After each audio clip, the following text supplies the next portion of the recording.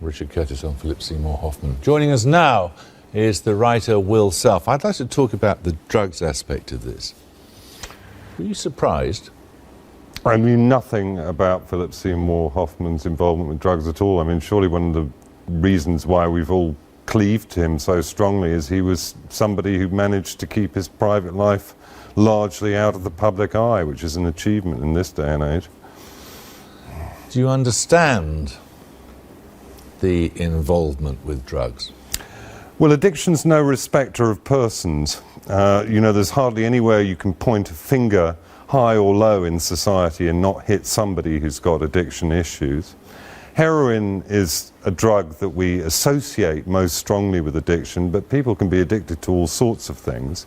I think the fact that heroin was involved in his death is what people find very shocking, largely because of the image that heroin has in our culture. And I think that that's shocking. The old sawhorse of whether, he was such an amazing actor in some way was connected, his creativity was connected with his drug use, or the pressures of his life led to his drug use. I dare say that's in the mix, but you can go to any kind of poor or deprived part of our country and shake a stick. Throw a stick and you'll hit somebody who's probably got a heroin habit. I think we have the highest per capita level of registered heroin addicts in Europe. It's interesting, it's often represented as a sort of loser's drug, which is the environment you're talking about there. By no stretch of the imagination was this man a loser. No, and as I say, you will find heroin addicts in every walk of life. But I think that in America in particular, there's a very strange culture. There is a strange one here as well, but a strange culture surrounding opiate drugs, which is the broader family of drugs of which heroin is one. What's heroin like? You're asking me personally on the basis of... I think that for people that don't have, who don't have a kind of reason to be anaesthetized, it probably is experienced as yes, euphoric, as yes, a kind of drug that they wouldn't mind taking, but they wouldn't necessarily feel a pull towards taking it again. It's one of the paradoxes. I mean, one of the strange things is that most of the people watching us now at some time or other will take medical diamorphine, which is heroin.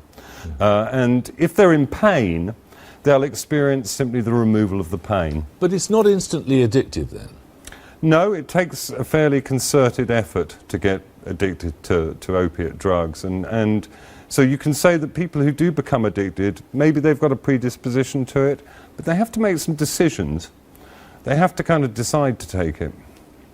But I think at some point, and presumably this had happened to Hoffman, and from the bare bones account we have of his history of drug use, it probably happened to him shortly after he left acting school, because he went to rehab after that, and you don't really go to drug rehab without a drug problem. Sure.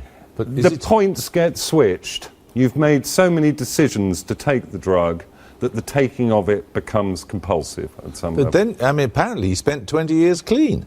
Yes, that may well be true. Of course, we don't know whether he had other addictive behaviours that, so to speak, kept the addiction dormant. I think the way that the story has been reported suggests this idea that addiction's like a kind of ugly spirit that was kind of cowed and pushed into the background and then it kind of reared up in that way. I'm not sure that's a very useful, it seems a rather medieval perception of it. But we don't know, is the truth of the matter, what led to him being in that situation. Again, very sadly, but this is only supposition, often people who return to using heroin after a long period of abstinence, they can't judge the dose. This happens quite frequently. And there's something about injecting too, isn't there?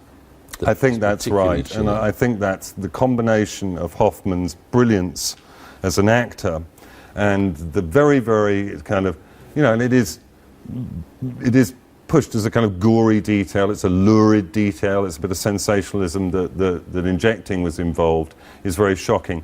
And I think that's because, again, most of us will be injected with heroin at some point in our lives, usually just before we die.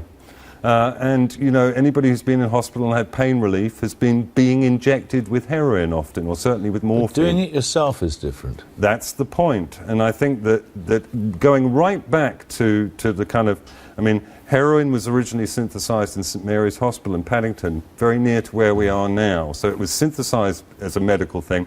And the thing about addiction, opiate addiction, has always been that it appropriates what should rightfully be a medical role.